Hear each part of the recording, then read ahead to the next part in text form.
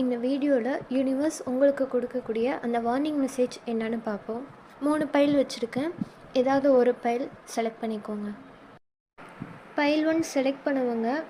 உங்களுடைய ஆசைகள் எதுவும் நிறைவேறலை, நான் மேனிஃபெஸ்ட் பண்ண விஷயம் எதுவுமே நடக்கலை, எனக்கு பிளாக்கேஜஸ் நிறையாவே இருக்குது, என்ன தான் யூனிவர்ஸ்ட்டை பேசினாலும் இந்த விஷயம் எனக்கு டிலே ஆகிட்டே இருக்குன்னு நீங்கள் ரொம்பவே ப்ளேம் பண்ணிகிட்டே இருக்கீங்களா?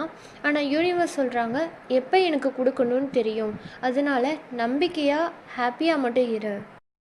நான் உனக்கானதை இப்போ கரெக்டாக அலைன் பண்ணிகிட்டே இருக்கேன், கரெக்டான நேரத்தில் உன் கைக்கு வந்து சேரும் அப்படின்றத சொல்கிறாங்க.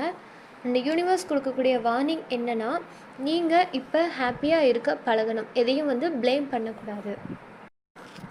பைல் 2 செலக்ட் பண்ணவங்க, உங்கள் ஃபேமிலியில் உங்களுக்குன்னு ஒரு ரெஸ்பான்சிபிலிட்டிஸ் இருக்குது, அதை நீங்கள் வந்து கையில் எடுத்துக்கணும் அப்படின்றத டிவைன் சொல்கிறாங்க. ஏன்னா ஈக்குவலாக பேலன்ஸ் பண்ணுற அளவுக்கு உங்களுடைய அவுட்புட்டும் வந்து இருக்கணும்.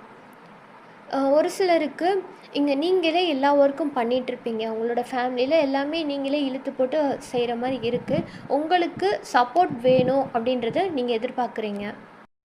அதுக்கு யூனிவர்ஸ் கொடுக்கக்கூடிய ஆன்சர் எஸ், கண்டிப்பாக கிடைக்கும். ஏதாவது ஒரு விஷயம் மூலமாக, ஏதாவது ஒரு சுச்சுவேஷன் மூலமாக உங்களுக்கு ஹெல்ப் வந்து கிடைக்கும், உங்களுக்கு பேலன்ஸ் பண்ணுற மாதிரி அந்த சுச்சுவேஷனை வந்து அமைச்சு கொடுப்பாங்க. So don't worry.